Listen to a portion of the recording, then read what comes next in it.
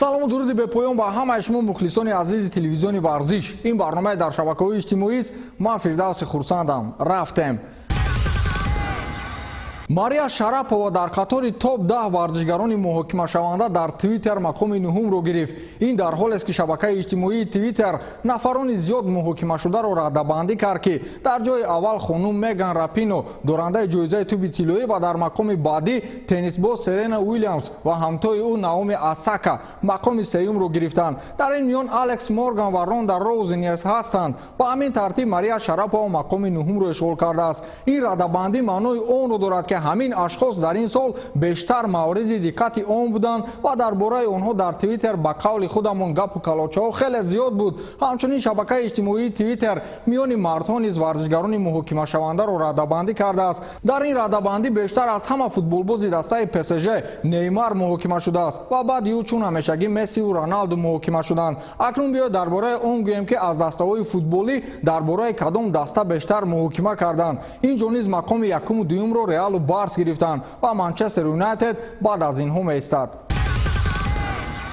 Андрей Аршавин, собиқ футболбози дастаи Зенит ва мунтахаби Русия, бохти дастаи Питериро дар Лигаи Чемпионҳо муқобили Бенфика чунин шаҳр дод: дар қисми аввал ягон камбудия дида намешуд ки набуди Ракитскиро эҳсос намоем. Агар Ракитски мебуд, шояд ки бозии бачаҳо ранги дигар мегирифт. Зенит мисли ҳамеша бозӣ кард. Инҷо мо танҳо дар мавриди иштибоҳҳои инфиродӣ бояд ҳарф занем ки боиси бохти даста гардид. Ҳатто агар Месси ва Роналдуро биёрем, Зенит дар мусобиқаҳои аврупоӣ шикаст мехӯрад. Агар ман мебудам, шояд шонси баромад аз гурӯҳ буд, гуфтааст Андрей Аршавин. Шумо дидед ки Андрей чӣ гуфт ва ба гапҳои ӯ розӣ шуда метавонед?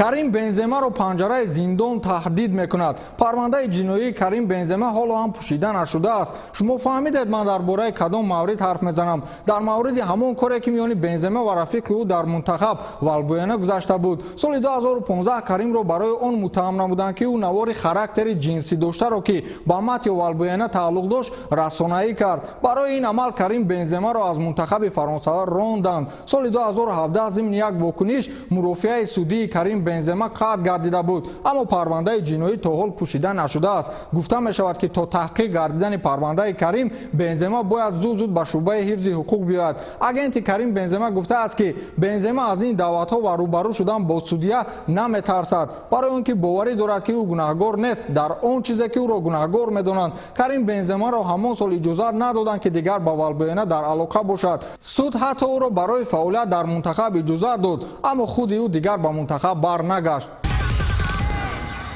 Мақомоти пулис дар Эл Класико кафолати бехатариро намедиҳанд. Дастаҳои Реал ва Барселона ки қарор буд рӯзи 26 октябр дар доираи даври даҳуми Ла Лига байни ҳам рақобат мекарданд, бинобар сабаби вазъи ноороми сиёсӣ рақобат ба санаи 18 декабр гузаронида шуд. То ин сана 8 рӯзи дигар боқӣ мондааст, аммо дар Каталония тарафдорони истиқлолхоҳон ҳоло ҳам вазъро ноором мекунанд. Аз ин сабаб мақомоти пулис барои амнияти бехатарӣ кафолати 100% намедиҳанд. эҳтимол меравад ки истиқлолхоҳон пеш аз бозӣ дар назди майдони Камп Ноу намоиши эътирозӣ ташкил намоянд. Аз ин рӯ гумон меравад ки ин эътироз шояд ба фазои даста таъсири бад расонад. Онҳо ку корҳои сиёсишонро ба варзиш омехта мекунанд. Ин албатта таъсири бади худро ҳам ба ҷониби каталониё ва ҳам ба мадридиё мерасонад. Лекин бо кӯли бархурду эътирозу ҷангу ҷанҷолош Эл Класико зур мегузарад. Футболбози навҷавони Барселона Ансу Фати аввалин бозингаре дар таърихи мавҷудияти Лигаи Қаҳрамонҳои Аврупо шуд ки муаллифи гол гардид. Ансу Фати дар бозии даври шашуми марҳилаи гурӯҳии Лигаи Чемпионҳо дар бозӣ бар муқобили Интер голи пирӯзиоварро ба самар расонид. Ҳангоме ки Фати ба ин кор даст ёфт, 17 солу 40 рӯз дошт ки то ба ҳол дар чунин сину сол ба касе имкон даст надода буд ки дар Лигаи Қаҳрамонҳои Аврупо голзанӣ намояд. Ҳамакнун Ансу Фати дар ин мусобиқоти бонуфуз рекорд нав гузошт. Қаблан Фати дар чемпионати Испания низ якчанд рекордҳои нав гузошта буд ва дар 9 бозӣ ба задани 2 гол даст ёфтааст. моро мебояд ки баъд аз чунин як дастоварди назаррас дар бораи ин футболбози наврас маълумоти бештар бидиҳем. ӯ аслан Ансумане Фати ном дошта, умеди асосии мухлисони клуби каталонӣ баъд аз эпохаи Месси номида мешавад. 10 сол қабл дар варзишгоҳи шаҳраки Эрера писараки бепояфзол ва як шортии фарсуда дар тану бисёрам лоғар буд ва ҳунари футболбозии худро нишон дод ки ҳамагон ангушти ҳайрат газиданд. Дастпарварони дастаи бо номи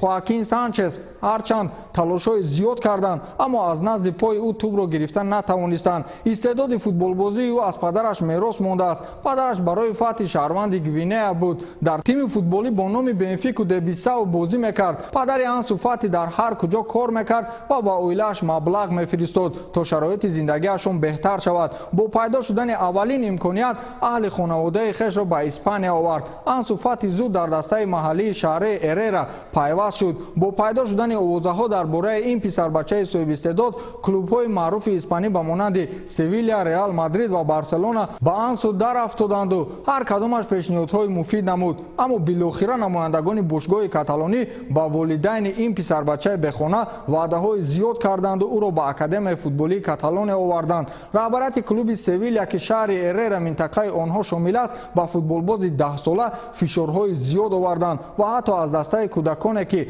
дар он тамрин мекард дураш сохтанд то ба талаботҳои академияи Барса ҷавобгӯ набошад. аммо Фати дар кӯчаҳо пайваста ба футбол машғул буду касе ӯро аз шуғли дӯстдоштааш дур сохта наметавонист. Эрнесто Валверде аввалин мураббие гардид ки ба синну соли ӯ шубҳа накард ва ба ҳайати асосии Барселона ҷалб намуд. дар даври дуюми Ла Лига бар муқобили дастаи Бетис вориди майдон гардид ва Барселона аз волидайни ӯ иҷозатномаи махсус гирифтанд, зеро Ла Лига ба нафарони ноболиғ бидуни иҷозати волидайн ҳуқуқи иштирок дар бозиҳои шабонаро намедиҳад. дар бозӣ бар муқобили Асасуно Фати дубора ба майдон баромад ва муаллифи гол шуд ки ӯ ҷавонтарин футболбози чемпионати Испания гардид ки ба задани гол даст ёфтааст. ба наздикӣ Фати бо Барселона шартномаи нав то соли 2022 ба имзо расонид. Фати метавонад дар ҳайати мунтахаби Португалия бозӣ кунад, аммо мақсади шаҳрванди Испания шудан дорад то дар ҳайати тими миллии ин кишвар бозӣ намояд. ба ҳамин тамом то барномаи дигар хайр.